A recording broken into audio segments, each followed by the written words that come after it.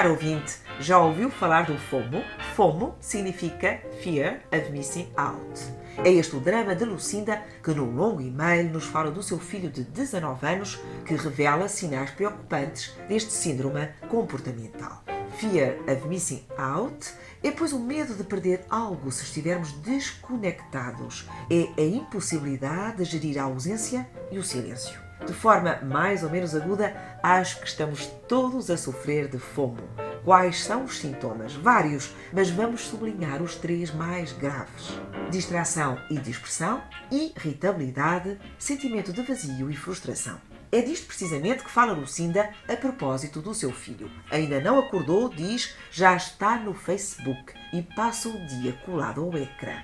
Os resultados dos estudos, não sendo maus, não são brilhantes e, à exceção do futebol, não mostra nenhum envolvimento sério por nada, nenhuma motivação forte por alguma coisa. Distraído, parece incapaz de se concentrar em coisas concretas.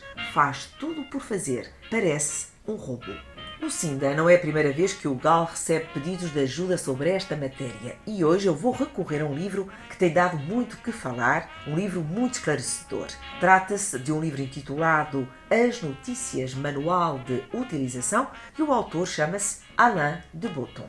Como o título indica, ensina-nos a lidar com aquilo que inunda a nossa vida de manhã à noite, as notícias. Centro das nossas vidas, a avalanche das notícias obriga-nos, mesmo sem querermos, a estarmos conectados em permanência e assim a sofrermos o síndrome do Fear of Missing Out. Mas será mesmo necessário estarmos a par de todos os aviões que caem, comboios que descarrilam, barcos que se afundam, maridos que matam a mulher ou do último creme comprado pela Beyoncé? Para que aumento de sabedoria contribuem estas notícias? Pergunta Alain de Botton.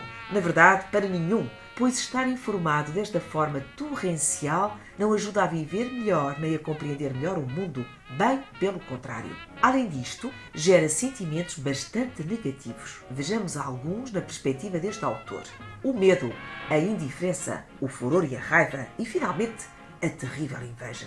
Medo, porque as notícias valorizam exclusivamente os dramas, o que mata toda a esperança no mundo e ser humano melhores.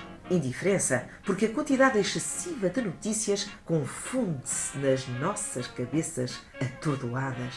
Furor e raiva, sentimentos que as redes sociais propiciam ao permitirem opinar sem dar a cara, isto é, à mínima contrariedade, insultam-se políticos, figuras públicas, menos públicas, seja quem for, que não nos agrade. E, finalmente, a terrível inveja. As notícias e as redes sociais glamorizam em permanência as existências alheias e levam cada um de nós a sentir-se pequeno e inferior. Como lidar com isto? São muitas as pistas que dá este livro. Vamos, no entanto, fixar-nos em 2 que o autor analisa longamente: a perspectiva e a narrativa. O que significa isto? Vejamos, para começar, a perspectiva. Para analisarmos um quadro, precisamos de nos afastar. Precisamos, pois, de perspectiva. É esta mesma atitude que devemos adotar relativamente ao mundo das notícias. Perspectiva significa, então, distância. Só ela capaz de nos fazer perceber o mundo e nós próprios. E narrativa, o que significa? Tal como num romance, um determinado episódio só pode ser compreendido à luz da narrativa global, também as notícias, ou também uma notícia concreta, para ser devidamente compreendida, tem de ser contextualizada numa determinada narrativa. Pois bem, Lucinda, leia este livro e de vez em quando, de forma muito discreta, vá expondo ao seu filho algumas destas ideias.